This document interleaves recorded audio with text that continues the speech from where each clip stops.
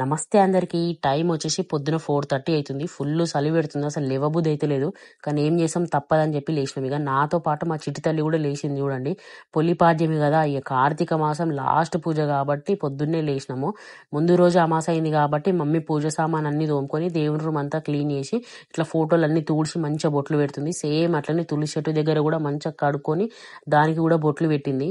ఇంకా పొలిపాడ్యమి రోజు మనం దీపాలు సమర్పిస్తాం కాబట్టి ముందు అయితే ఇంట్లో లోపల దేవుని రూమ్ లో అంతా పూజ అంతా కంప్లీట్ అయిపోయిన తర్వాత ఇట్లా బయటికి వచ్చి ఒక బేషన్కి ఇట్లా మంచిగా బొట్లు పెట్టి దాంట్లో వాటర్ పోసి మంచిగా పువ్వులు, పసుపు, కుంకుమ, అక్షంతలు అవన్నీ వేసింది. యాక్చువల్గా అయితే ఇది నదిలో వదిలేస్తే బాగుంటుంది దీపాలు, కానీ మనకు అంత టైం లేదని చెప్పేసి ఈసారి ఇంట్లోనే వదిలేస్తున్నాము. ఇంకా మంచిగా పిండి దీపాలు, ఉసిరికాయ దీపాలు ఇవన్నీ పెట్టి మమ్మీ మంచిగా లాస్ట్కి దీపాలు అన్నీ వదిలేసింది మంచిగా మొక్కేసి. ఈ సంవత్సరం అయితే కార్తీక మాసం ఇట్లా అయింది. ఇంకా వచ్చే సంవత్సరం ఎట్లా ఉంటుందో చూద్దాము. ఓం నమ శివాయ. మీరు మాత్రం నా ఛానల్ని సబ్స్క్రైబ్ చేసుకోండి, షేర్ చేయండి, లైక్ చేయండి. Thanks for watching my video.